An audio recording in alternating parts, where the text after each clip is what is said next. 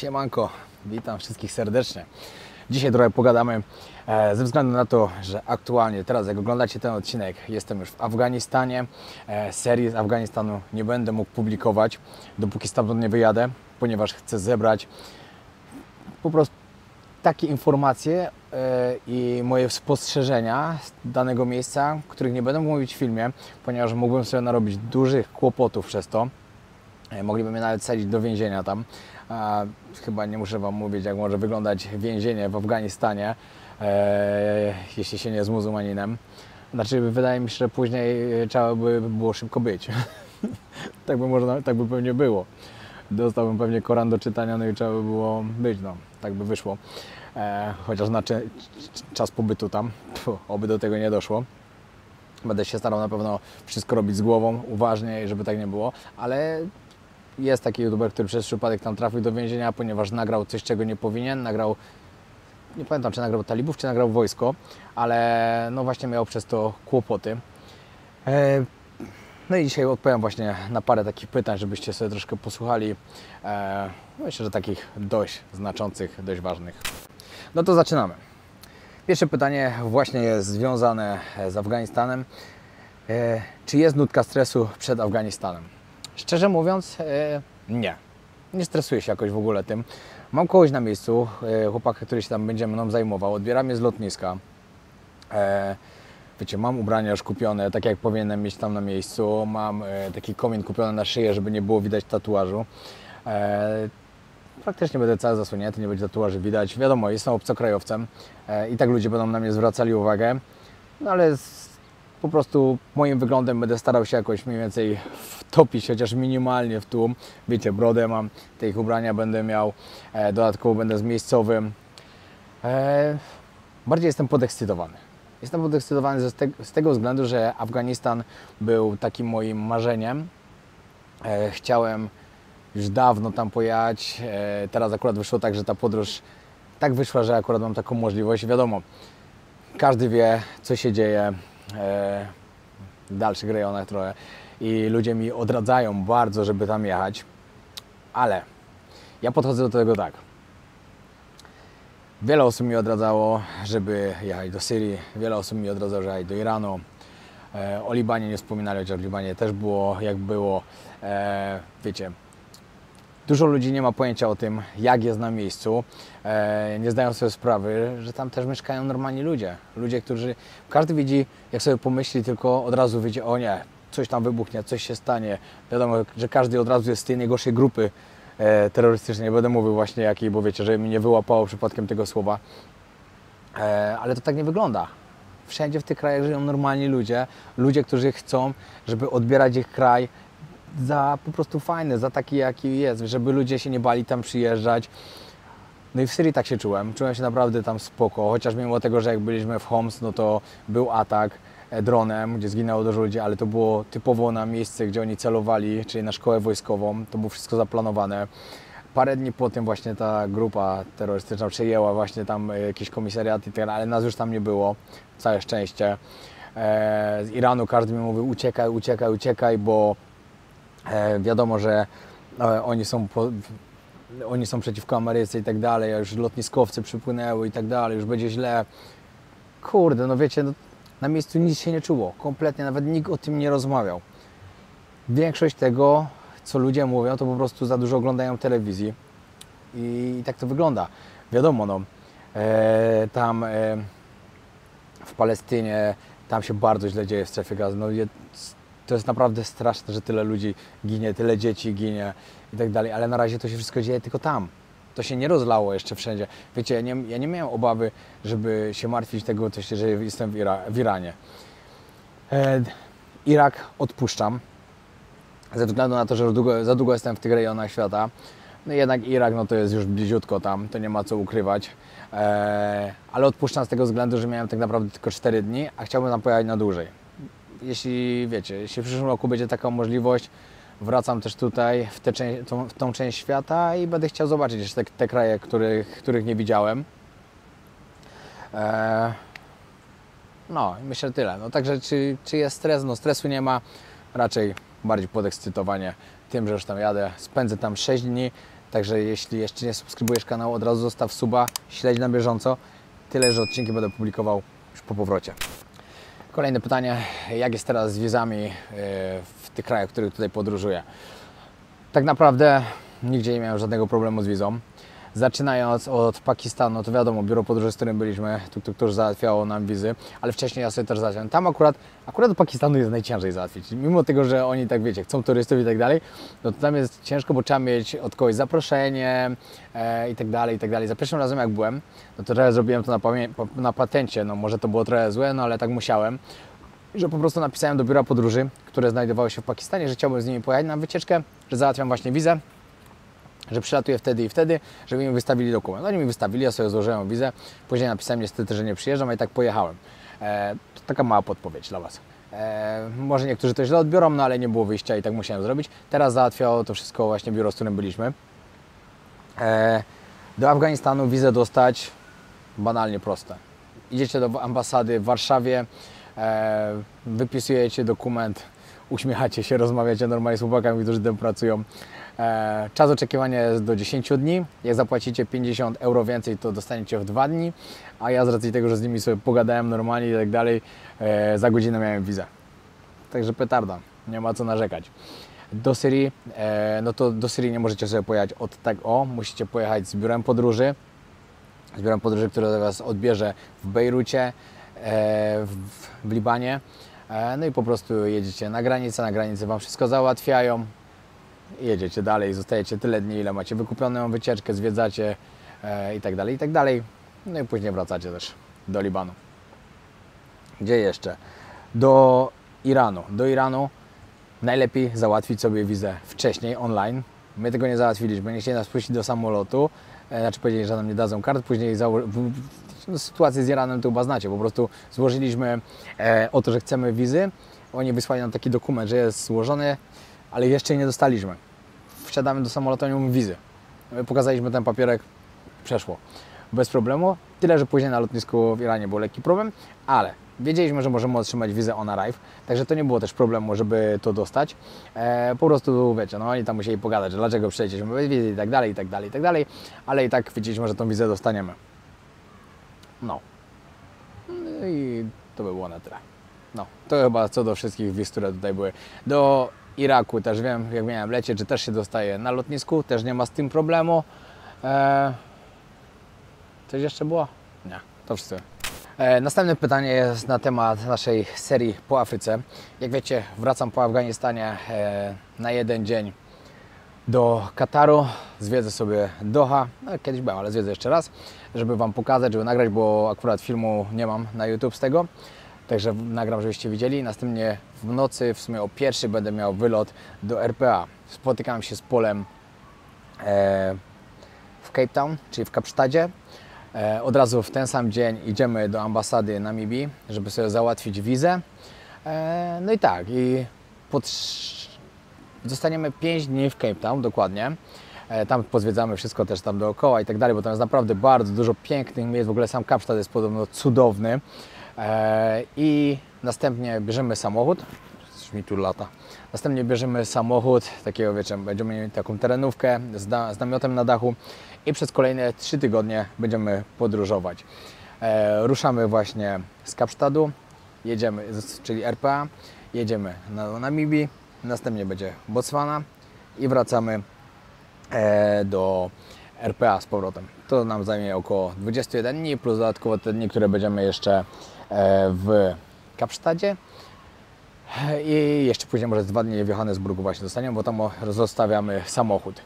Następnie chcę już sam pojechać z Johannesburgu właśnie do Lesotho, a następnie do Eswatini.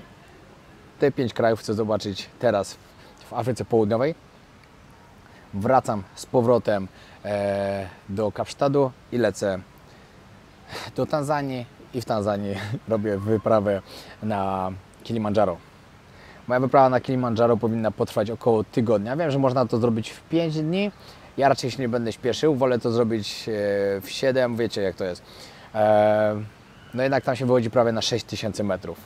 Choroba wysokościowa na pewno mnie dopadnie i to nawet nie ma co ukrywać, bo to każdego dopada.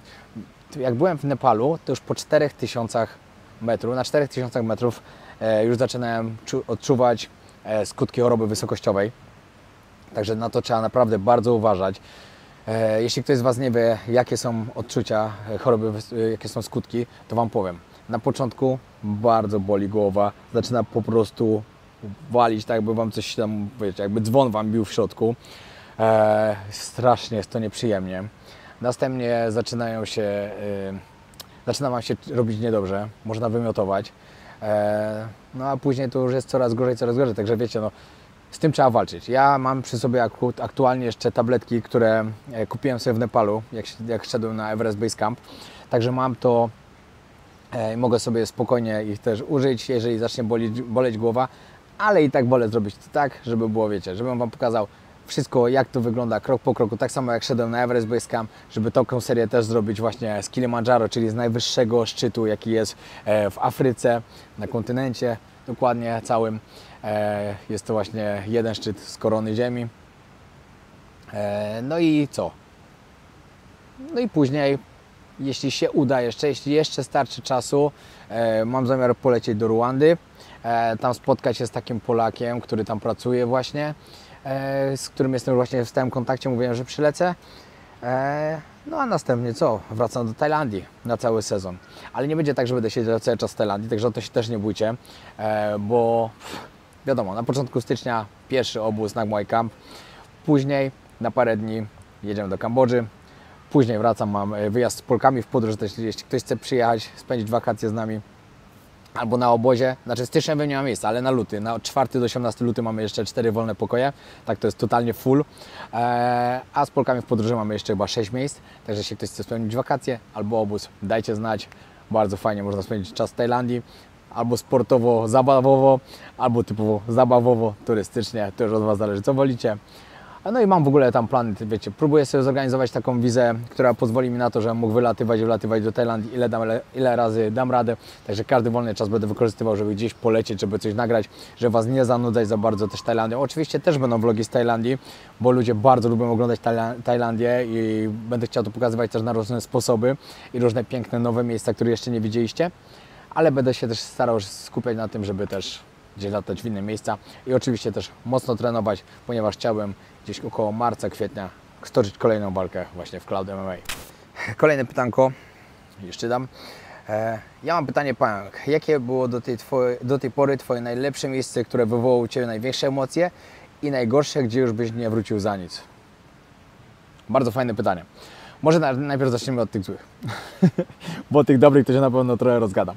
Także zacznijmy od tych złych. Na pewno z tych takich złych miejsc, znaczy może nie złych miejsc, ale takich, do których już na pewno nie będę chciał wrócić, dobra. Myślę, że w Afryce będzie nie jedno takie miejsce, do którego po prostu pojadę raz i już nie wrócę. Bangladesz był takim miejscem, gdzie na pewno już nie mam po co jechać. Byłem raz, nie ma po co jechać drugi raz. Gdzie jeszcze? No w Europie są niektóre kraje takie, do których nie ma już po co wracać. Tak naprawdę są fajne, do których wracam wiele razy i do których jeszcze nie raz będę wracał, ale też takich niepotrzebnych. W Ameryce Południowej na przykład, który kraj tam, do którego bym nie chciał wrócić? Dobre pytanie, bo w Ameryce Południowej akurat było bardzo fajnie. Tam są kraje, do których chciałbym wracać. Dobra, może zacznijmy od tych, które są najlepsze. Może powiedzmy tak, najpierw kraje, które były dla mnie najpiękniejsze ze wszystkich, które widziałem, to na pewno z jednym z takich najpiękniejszych, nie licząc Tajlandii, bo Tajlandię to ja kocham i dla mnie zawsze będę mówić, że Tajlandia jest najlepsza, ale poza tym myślę, że Boliwia zrobiła tak niesamowite wrażenie na nas. Oczywiście Antarktyda, no Antarktyda to kontynent, ale Antarktyda to było coś innego, bo było po prostu coś takiego, jak przeżyjecie tą ciśnienie Drake'a i nagle się uspokaja morze i się pojawiają góry lodowe, zaczyna sypać śnieg i gdzie wypływacie z Ushuai, gdzie jest tak naprawdę ciepło, ładny słoneczny dzień, po 40 godzinach jesteście w krainie lodu, to było dla mnie tak niesamowity widok, że szok. Boliwia, tak jak mówiłem, Salar de Uyuni to jest takie miejsce, że na pewno nie ma takiego drugiego na świecie, to na pewno, ale to jest coś takiego, że stoicie i tak, wow, rozglądacie się dookoła, tam jest wszędzie biało. Wszędzie jest sól po prostu. A i tak my byliśmy w porze suchej. Chcemy pojechać jeszcze raz w porze mokrej, gdzie wtedy jest tam lekka powłoka tak jakby wody, troszkę jest napadane od deszczu i to wygląda wszystko jak lustro. To na pewno jeszcze zrobimy, na pewno muszę to zobaczyć. Norwegia oczywiście była cudowna, bardzo, bardzo mi się tam podobało. No Malediwy też są fajne, ładne, ale na pewno nudne. W przyszłym roku, jak się uda, chciałbym Grenlandię zobaczyć. Mam taki plan na lekką wyprawę tam. To też wydaje mi się, że zrobi na mnie niesamowite wrażenie. Kurde, mogłem się zastanowić trochę bardziej przed tym pytaniem, wtedy by się łatwiej na nie odpowiadało, bo wiecie, ja już teraz jestem, aktualnie jak jestem teraz w Afganistanie, to jest 113 kraj, który odwiedziłem. Z każdego kraju staram się jakieś pozytywy wyciągać, jakieś piękne miejsca. No, nie ze wszystkich się da oczywiście. No, na przykład taki Kuwejt, jak byłem ostatnio, to do Kuwejtu już więcej nie wrócę. Nie ma po co. Do Bahrajnu też myślę, że już więcej nie wrócę, bo też już nie ma po co. No chyba, że akurat będę miał coś do załatwienia w tych rejonach. No to tak, to spoko. No myślę, że Syria to też był kraj na jeden raz. Liban to też był kraj na jeden raz. Iran. Bardzo mi się tam podobało, ale nie wiem, czy by było po co jeszcze wracać. Afganistan to też będzie kraj pewnie na jeden raz, żeby tylko zobaczyć. Dużo jest takich miejsc. Ludzie się mnie pytają, właśnie mówią, Piotrek, jak już zwiedzisz cały świat, zobaczysz te wszystkie kraje, które chcesz zobaczyć, co dalej? No jak co dalej? Po prostu będę wracał do tych, których mi się podobało. I będę starał się zobaczyć z innej strony, bo wiadomo, że podczas zwiedzania, jak gdzieś jadę na przykład na parę dni, na tydzień czy na 2 tygodnie, no nie da się wszystkiego zobaczyć. Także na pewno będę wracał do tych krajów, ale poza tym mam takie swoje fajne plany podróżnicze, które chciałbym realizować właśnie po tym, jak spełnię swój plan, żeby zwiedzić cały świat. Na pewno by to było przepłynięcie statkiem dookoła świata. To mi się też marzy. To trwa 110 do 120 dni, czyli wiecie, trzeba poświęcić około 4 miesięcy, żeby przepłynąć. Drugiego nie będę zdradzał, bo może zrobię to w przyszłym roku. Jeszcze przed tym spełnieniem mojego marzenia o zobaczeniu całego świata. Trzeci to właśnie też jest takie coś, jak ostatnio przeczytałem książkę 80 dni dookoła świata, żeby pojechać sobie i zrobić taką trasę, taką właśnie jak pan Fogg. To było niesamowite właśnie, jak on na samym końcu książki opisywał, że tak naprawdę z tej podróży nie przywiózł nic, bo wygrany zakład tak naprawdę wydał wszystkie pieniądze, które miał wygrać w zakładzie, ale on chciał wygrać po prostu. Jedyne co przywiózł to właśnie piękną kobietę z tych swoich podróży i to było tak naprawdę, że ja dzięki podróżom też poznałem Ale. To jest niesamowite. Śmiałem się właśnie wczoraj na Instagramie, że ja jestem trochę takim panem Fogiem, że z pięknych podróży przywiózł piękną kobietę. Dobra, teraz zmienimy troszkę temat. Siema wojowniku, jak dajesz sobie radę z dietą podczas podróżowania? Ja diety jako diety nigdy, przenigdy nie robiłem takiej typowo diety. Znaczy dobra, no kiedyś takim starałem się, ale to też nie zawsze wychodziło. Ja po prostu mam dobrą przemianę materii. Ja od paru lat cały czas praktycznie ważę tyle samo, nie tyję w ogóle. Czasem po prostu, wiecie, no jak teraz do tego nie dopuszczam, ale czasem mi się zdarzało tak, że mnie troszkę zalało na brzuchu. Ale teraz do tego nie dopuszczam, ja po prostu staram się jeść zdrowo. Ale nie ma tak, że ja sobie czegoś żałuję, bo nie można sobie żałować. Jeśli masz ochotę czasem na pizzę zjeść, to zjedz pizzę. Nie jedz jej oczywiście codziennie, ale jak masz ochotę czasem, to trzeba to zrobić, bo wtedy Twój mózg jest tak zablokowany, jak Ty wszystkiego sobie będziesz żałował, że to jest porażka po prostu. I wtedy jest ciężej spalać te kalorie, ten tłuszcz i tak dalej. Także jak mam ochotę na coś, to po prostu to jem, ale też wiem, że muszę zrobić swoją rutynę, którą sobie obiecałem podczas podróżowania, czyli co najmniej 10 000 kroków dziennie, żeby to było zrobione, bo wtedy po prostu, wiadomo, trochę kalorii spalicie, trochę ruchu będzie, ciało pracuje i tak dalej, także to jest coś, co trzeba zrobić. To jest około 7 km, żeby to zrobić, to jest coś około 10 000, także to muszę zrobić i trening. Około 30-40 minut, czasem wiadomo jest dłużej, czasem no krócej nie, minimum 30-40 minut, żeby zrobić takiego treningu.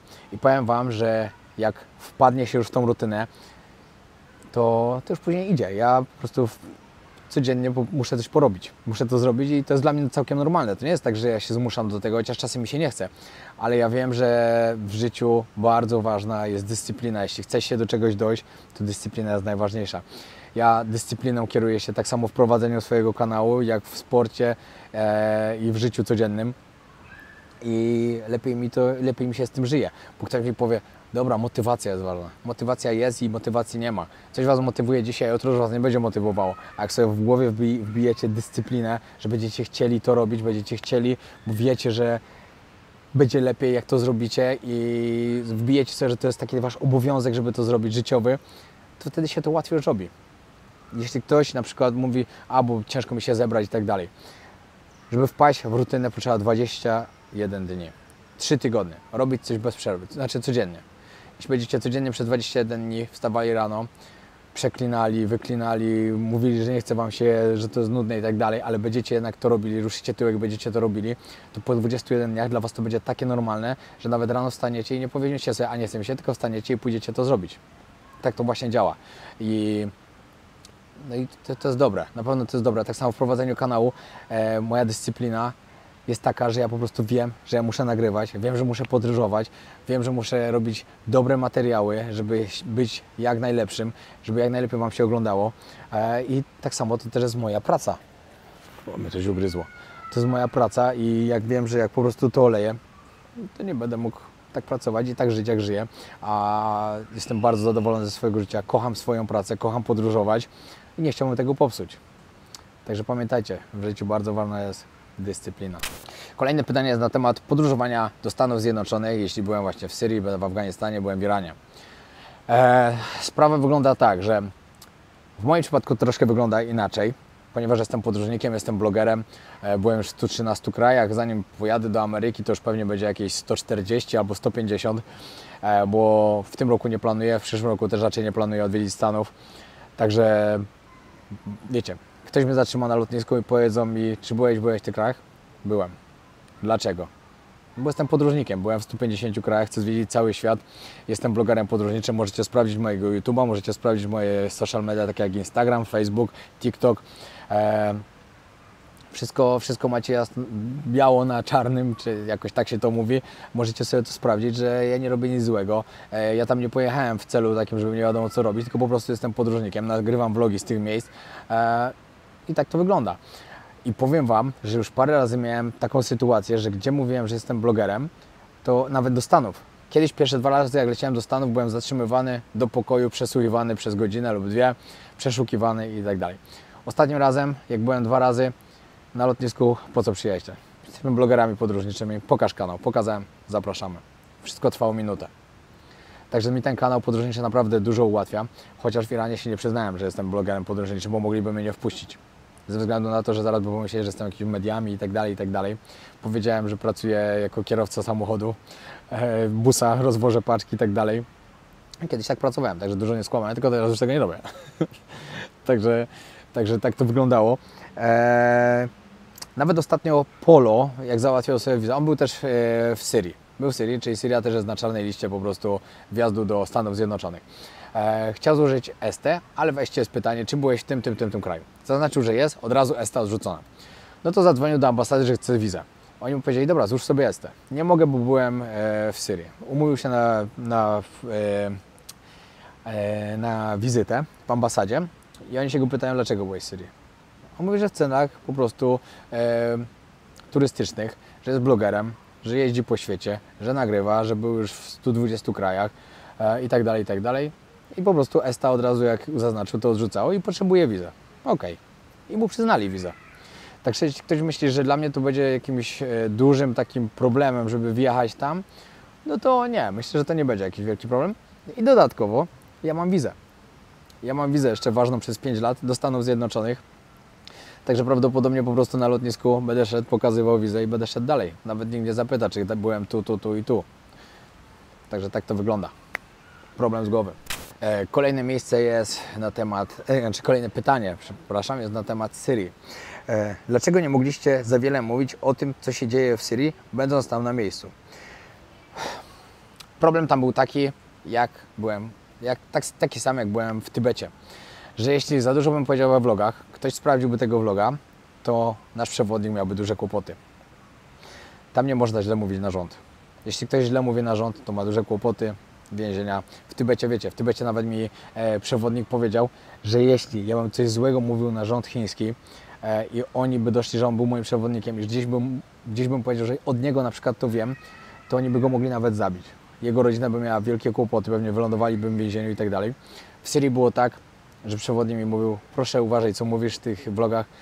To, co my rozmawiamy między sobą, to rozmawiamy między sobą, ale w vlogach nie możesz wszystkiego mówić, bo ja będę miał duże kłopoty. Wiecie, on ma tam swoje biuro podróży. Biuro, które właśnie, no właśnie teraz będzie miał duże kłopoty z tym, bo wiadomo, no ludzie teraz nie będą tam jeździli. Bardzo szkoda, bo bardzo świetny gościu. No i on ma swoje biuro, on też nie może sobie pozwolić na to, żeby mieć kłopoty. Interes ma całkiem dobry, bo tak naprawdę jak nam opowiadał, ile ludzie tam zarabiają, to zarabiają praktycznie nic. Zarabiają takie grosze, że ich na nic nie stać. On dzięki temu, że ma takie biuro podróży, że zagraniczni przyjeżdżają, że on załatwia wszystkie rzeczy, ma naprawdę spoko życia. No i co? Czekajcie, bym się urwał mąd. Aha, i w sprawie tego właśnie. W sprawie tego, po której stronie tam stoimy, jak tak było naprawdę i tak dalej, to myślę, że to kiedyś tam za jakiś czas powiemy, bo teraz jeszcze te vlogi są wszystko bardzo aktualne i tak dalej. Ale dużo rzeczy wcale nie jest takie, jak ludziom się wydaje. I to na miejscu można było zobaczyć, można było to poczuć i po prostu wywnioskować z tego, co nam ktoś tam opowiadał. No. Tak samo w Tybecie mi też była strasznie szkoda tego pana. No oni tam mieli tak przerąbane. W Syrii jest podobnie w sumie, bo wiecie, chociaż nie, dobra, w Tybecie jest dużo gorzej. W Syrii oni chociaż mogą mieć paszport, mogą pojechać gdzieś tam do Emiratów Arabskich, nie wiem, czy do Rosji też mogli jechać, bo oni tam mają, wiecie, dobre stosunki. Mieli tam jakieś 4 kraje, do których mogli po prostu pojechać, jeśli by załatwili wizy. W Tybecie oni nie mają paszportów, nie mogą wyjechać poza Tybet. Jeśli by chcieli wyjechać, oni, żeby opuścić swoją dzielnicę, oni muszą prosić o zgodę i co chwilę są jakieś policyjne blokady i wszędzie muszą pokazywać papier, że mają zgodę. Oni tam mają totalnie przerąbane. Na ulicach jest wojsko chińskie, policja chińska. Ludzie tam są po prostu uwięzieni w swoim więzieniu, w swoim kraju. Ich kraj to jest dla nich więzienie. I niestety tak tam jest. Jeśli nie widzieliście serii z Tybetu, to polecam zobaczyć. Tybet też był takim miejscem, do którego bardzo chciałem pojechać. I jest to na pewno miejsce, do którego już nigdy nie pojadę. Przez to właśnie, jak to tam wygląda. Jak ci ludzie muszą żyć i jak mają przerąbane. Teraz jest takie troszkę śmieszne pytanie. Gdybyś znalazł, zwiedzając świat, lampę, która spełni 3 Twoje życzenia, to... Ale tak na poważnie. Tak na poważnie? Nie wiem. No, dobra, wiem. Wiadomo, żeby nie było wojen na świecie, bo to jest tak straszne, że...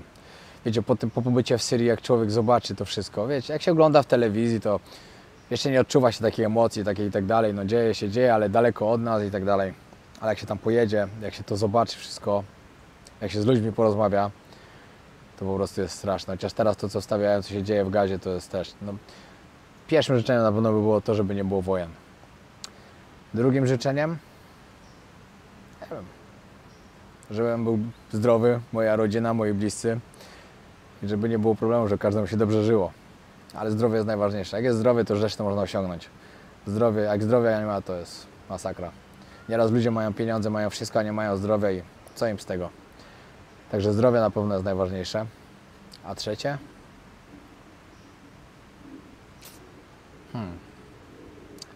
Trzecie. Nie wiem, tak naprawdę nie wiem, co by mogło być trzecim życzeniem, które bym chciał. Może, żeby nie było aż takiej biedy na świecie. No, powiem Wam, że jak człowiek troszkę podróżuje po świecie, widzi tą biedę straszną. Chyba najgorszą biedę, jaką w życiu widziałem, to były na pewno Indie. W Indiach było strasznie. W niektórych miejscach, jak widziałem, chociaż teraz jak byłem, to troszkę były inne Indie niż jak widziałem za pierwszym razem, troszkę się tam zmieniło. Ale jak byłem za pierwszym razem, widziałem ten syf, brud i tak dalej. I widziałem na przykład dzieci, które tam grzebią gdzieś w śmieciach, obok krowa je coś, obok pies jeszcze też je tych śmieci, nawalone tych śmieci wszędzie. Te brudne dzieci, które tam żebrały, żeby cokolwiek, albo żeby kupić butelkę wody od nich. No, w Indiach jest straszna bieda, okropna. W Mumbai, jak byliśmy w pralni, największej na świecie pralni oczywiście, która tam jest i gościu nam opowiadał, że zarabia $1 dziennie. Człowiek sobie tak pomyśli, przecież co to jest dolar? To jest 4 zł. Polsce to wiecie, butelkę wody za to kupujecie, a tu ktoś musi pracować 12 godzin w pralni, żeby to mieć. I mu tak naprawdę za wiele nie wystarczy.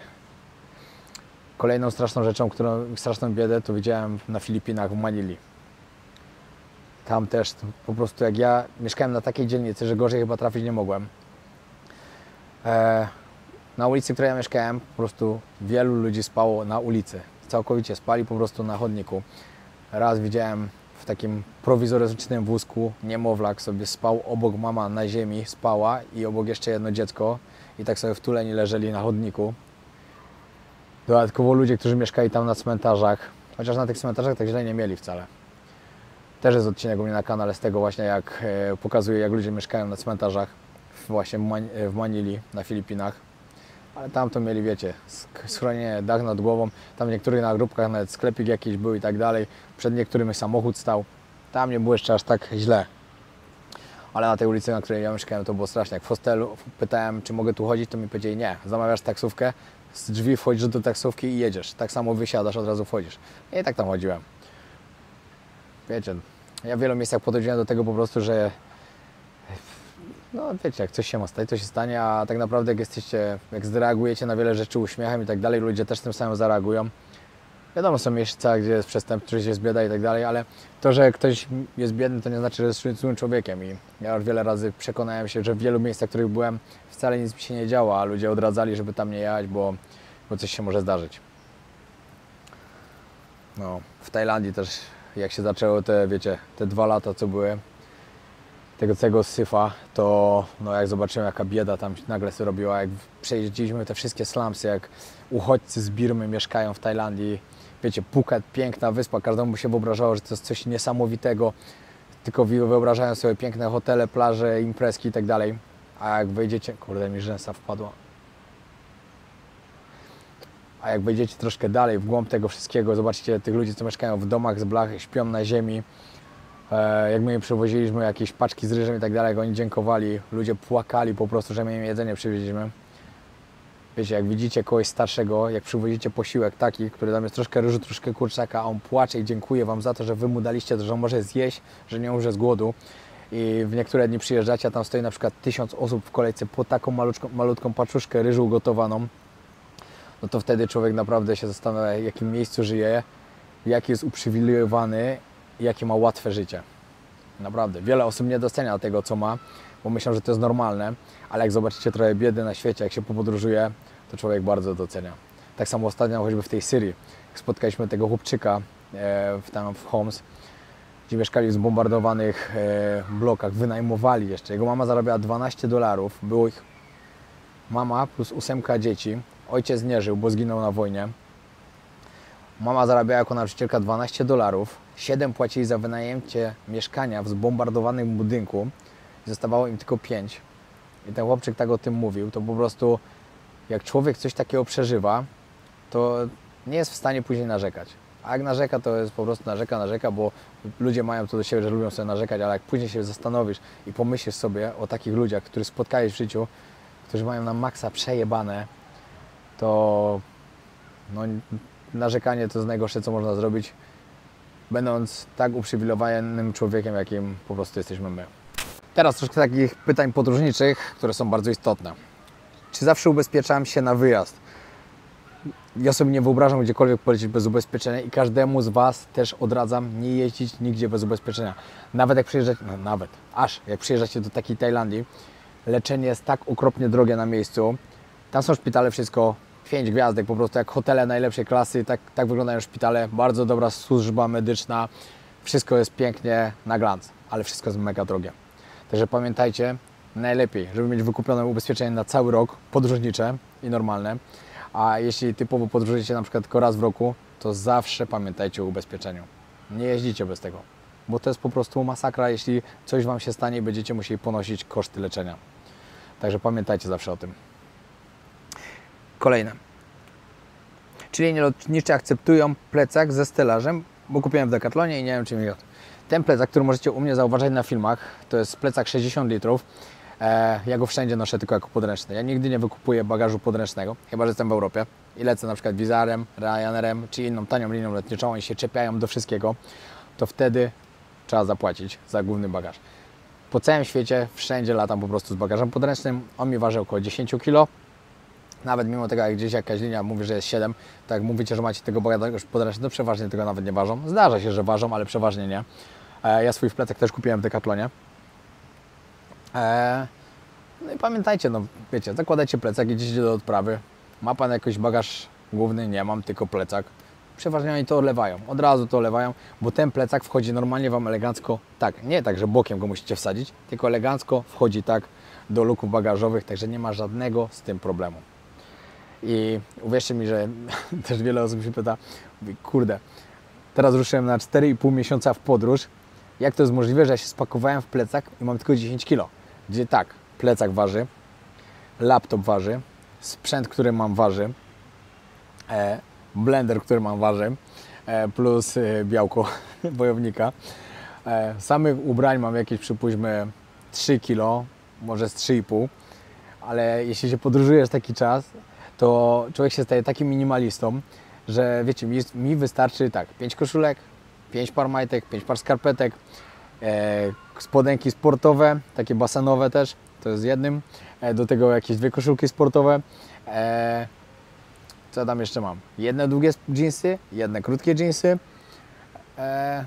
i bluza. I to jest wszystko, co ja mam. No i 2 czapki. 2 czapki i kapelusz. I naprawdę się da. Ja wiem, że dziewczyny myślą, że jadą na 2 tygodnie na wakacje, to potrzebują 2 wielkie walizki ciuchów, z czego później 3/4 nawet nie używają, tylko to wożą ze sobą. Albo jak się lubią przebierać 5 razy dziennie. Ale jak się jedzie w podróż, to jest zupełnie inaczej. Wiecie, podróż to nie są wakacje, to nie są wakacje all inclusive, które sobie robicie, co Wam się podoba i przebieracie się cały czas. Nieraz jak trzeba 2 dni albo 3 dni chodzić w tych samych skarpetkach, to się po prostu chodzi, albo jak nie ma pralni, że wchodzi w tej samej koszulce 2 albo 3 dni, no tak się zdarza, to są podróże, wiecie. Także też trzeba o tym pamiętać. Wiadomo, skarpetki i majtki możecie sobie zawsze tam wyprać, no ale czasem lenistwo już po prostu tak jest duże, że Wam się nie chce tego zrobić i na drugi dzień tylko tak pomochacie, które najmniej śmierdzą i się zakłada. Tak było nieraz, uwierzcie mi. I każdy, kto podróżuje, to wie, że takie rzeczy się po prostu zdarzają. Wiadomo, majtki pieszcze, no bo majtki to jest jednak taka higiena, że trzeba palać. Ale jak 2 razy założycie te same skarpetki, nieraz to nic się nie stanie. Teraz pytanie o moją kochaną Tajlandię. Jak wiecie, do Tajlandii wracam na święta, wracam na cały sezon. Będę tam praktycznie do końca kwietnia. I tak jak co roku, oczywiście będę się tam zajmował organizacją wycieczek. Mamy tam zaprzyjaźnione biuro podróży, współpracujemy z Tajami, pomagamy załatwiać wycieczki takie na Pipi, na Koral, na Similany, do sanktuariów słoni, oczywiście na jeżdżenie nie, bardzo jestem przeciwny. No i wiele innych miejsc. Także jeśli ktoś z Was będzie na miejscu w tych terminach od grudnia do końca kwietnia, dawajcie znać. Zapraszam też na Instagrama Polacy na Phuket. Jest to Instagram, który ja prowadzę. Także tam też można wszystko załatwiać. Jak nie, to odzywajcie. Jak jeśli jesteście teraz na przykład, to odzywajcie się do mojego brata. Mój brat też tam cały czas jest na miejscu. Także załatwia Paweł, podłoga, Muay Thai, podłoga, fighter. Znajdziecie go na pewno. Oczywiście na swojego Instagrama też zapraszam i na Ali Instagrama. Grzesiu, proszę wstaw tutaj. Także wbijajcie, zostawcie obserwacje, bo tam cały czas jest wszystko na bieżąco. Ale już jest w Tajlandii teraz aktualnie. Bierze się za aktualizację naszego e-booka, Nasza Tajlandia. Chcemy dodać dużo nowych rzeczy. Tak samo Wam polecam też, jeśli będziecie, to naprawdę bardzo dużo Wam pomoże, ułatwi Wam w planowaniu podróży do Tajlandii i na miejscu, żeby wszystko załatwić. I pytanie teraz jest, jaka najlepsza plaża według Ciebie na Phuket? Według mnie to jest ciężko powiedzieć, która jest teraz najlepsza, bo kiedyś na przykład Freedom Beach była najlepsza, a jak byłem tam ostatnio, to było tyle ludzi, że już wcale nie była najlepsha. Bang Tao jest świetna. Bang Tao to jest po prostu, jakbyście byli zupełnie na innej wyspie, nie na Phuket. Na Bang Tao mi się bardzo podoba. Tam jest jakiś super klimacik. No, myślę, że Bang Tao, na ten czas Bang Tao myślę, że będzie najlepszą plażą, jaka jest teraz na Phuket. Tak mi się wydaje właśnie. Tam też będziemy organizować obozy właśnie nasze. My na przykład lubimy bardzo pływać na Coral Island. To jest pół godzinki łódką. Na Rawai sobie można wynająć łódkę, płyniecie na Coral Island i tam jest cudownie. Tam jest przepięknie i to jest taka jedna z moich ulubionych miejscówek w okolicach Phuket właśnie. Nie licząc Pipi, bo Pipi to ja kocham po prostu. No, chyba to by było tak, dokładnie. No. Wiadomo, Na Patong przyjeżdża się tylko imprezować. Pamiętajcie, plaża na Patong jest brzydka, brudna, tam mi się nie podoba ani trochę, ale imprezy są najlepsze na całej wyspie. Ale na Patong nigdy bym nie mógł mieszkać. Jeśli ktoś jedzie imprezować do Tajlandii, walcie na Patong, że nie trzeba było daleko dojeżdżać, ale jeśli ktoś jedzie na przykład na wakacje rodzinne, polecam Wam Karon i Kata Beach. To są dwie plaże, które są takie bardziej rodzinne, chociaż teraz tam bardzo dużo Rosjan jest, przyjęli, bo wiecie, bardzo dużo Rosjan wyjechało do Tajlandii, bo tam mieli otwarte. Bang Tao jest świetna, ale Bang Tao jest jednym z droższych miejsc na Phuket, to też musicie o tym wiedzieć, ale tam jest bardzo dużo fajnych beach barów, piękna plaża jest, restauracje na plażach. Bang Tao bardzo się rozwinęło w bardzo pozytywnym sensie, ale jest tam też drogo, to o tym też musicie wiedzieć. Co dalej? No, wschodnia część wyspy nie polecam ani trochę. Znaczy zależy jak patrzycie, jak jesteście na wyspie, to na wschodniej, bo zachód jest, dobra, jak przypuśćmy, dobra, patrzycie na mapę Tajlandii, tak, no, to wtedy zachodnią jeździcie, na wschodnim nie jeździcie, bo tam nie ma po co. Na górze nie ma nic za bardzo, na dole jest Rawai, miejsce właśnie, gdzie jak ktoś przyjeżdża dłużej mieszkać, my tam na przykład mieszkamy, bo to jest taka lokalna dzielnica, tam Rawai, Naiharn, Chalong, tam się właśnie przyjeżdża też trenować, dużo też szkółek jest. No, myślę, że tyle. Powyżej Patongu, właśnie między Patong a Bang Tao macie Surin Beach, Kamala Beach, tam są też bardzo fajne, jest bardzo fajny klub, który się nazywa Café del Mar, jeden z moich ulubionych, w sumie chyba najlepszy na Phuket, bardzo mi się tam podoba. Katarog jest pięknym klubem, tam na zachody słońca się jeździ, to jest akurat na Kata Beach, cudowny, ale trzeba wcześniej rezerwować, pamiętajcie, bo tam zawsze jest full, ale jest pięknie.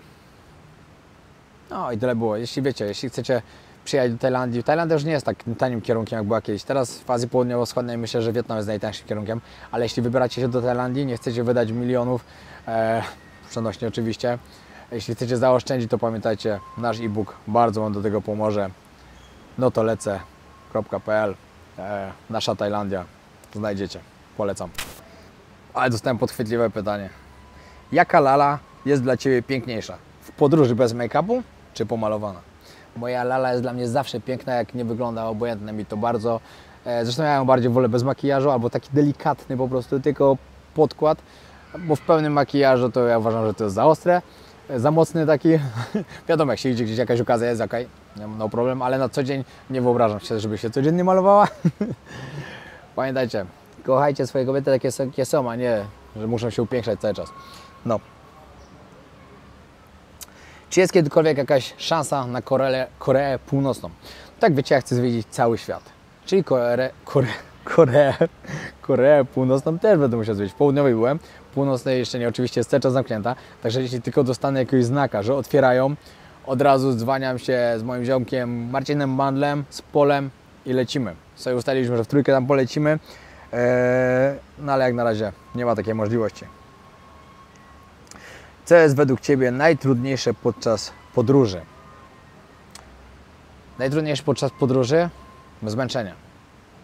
Inaczej się podróżuje, czy żeby podróżować, a inaczej się podróżuje, jeśli jesteście blogerami podróżniczymi, vlogerami, jeśli robicie filmy na YouTube, bo wtedy po prostu jest tak, że musicie codziennie wstać, cały dzień nagrywać, wieczorem wracacie, wysyłać lub montować, nawet ja już nie montuję, na szczęście mam od tego Grzesia, który to robi, dziękuję bardzo, bo sam bym nie dał rady tego tak ogarniać. Dodatkowo Filip mi też napisy robi, także świetnie. I Eryk robi shortsy. Także no po prostu moja ekipa jest taka, że mi ratuje nieraz życie, ale jednak ja codziennie rano muszę wstać, muszę zrobić trening, a później muszę chodzić i nagrywać. I wiem, że ktoś sobie powie, a podróżujesz, to wcale nie jest takie ciężkie. Jeśli robicie coś przez 3 miesiące, na przykład codziennie musicie to robić w ciepłych krajach, to uwierzcie mi, że to męczy. Naprawdę i myślę, że zmęczenie to jest najgorsza taka rzecz, ale też wiecie, 2 dni robicie przerwy i ładujecie baterię i można lecieć dalej. Ja teraz już jestem czekajcie, jak to będziecie oglądać, to już będzie ponad 80 dni w podróży, czyli praktycznie już prawie 3 miesiące. Tak? No tak, bo zostanie wtedy praktycznie 8 tygodni w Afryce. No, to przypuśćmy coś takiego. No to oczywiście zmęczenie już odczuwam, ale u mnie podróż troszkę inaczej wyglądała, bo najpierw sobie zwiedzałem z Alą Europę, później polecieliśmy sobie na Bliski Wschód i wiadomo, Azja Środkowa, te kraje, to jest już co innego. Teraz polecę z Polem podróżować, to znowu będzie inny etap, później popodróżuję sam, to znowu będzie inny etap i to wiecie, i to troszkę jest, te zmiany mi dużo pomagają i dodatkowo ja mam swój cel, wiecie, ja chcę być na topie, ja chcę mieć 1 000 000 subskrybentów, to jest mój cel. Nikomu się w Polsce jeszcze to nie udało z blogerów podróżniczych, także to jest mój cel. Ja mam po prostu cel w głowie, jestem zdeterminowany, zdyscyplinowany, żeby to robić i ja to zrobię. Ja Wam to obiecuję. Dzisiaj Wam to obiecuję, że to zrobię. Zobaczycie. Tylko Wy mi musicie w tym pomóc. Także wciśnijcie ten przycisk subskrypcja i razem to osiągniemy.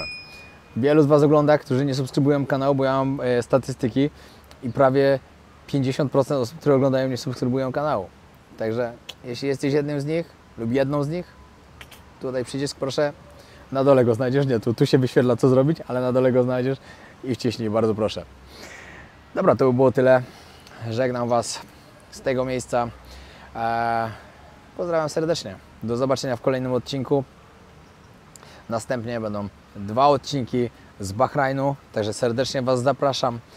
Później chyba będzie 1 dzień lub będzie parę dni będzie przerwy, ponieważ w Afganistanie nie będę mógł wrzucać filmów, jak ja tam będę, ponieważ chcę je fajnie uzupełnić. No i tyle.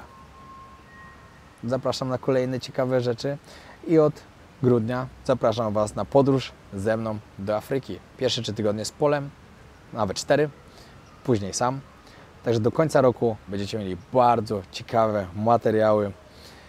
Śledźcie na bieżąco, dopingujcie mnie. Pamiętajcie, że jak możecie czasem jakąś tam 15-sekundową reklamkę zobaczyć, to będę bardzo wdzięczny, bo to zawsze mi pomaga. I pamiętajcie o subie. Pozdrawiam serdecznie, trzymajcie się.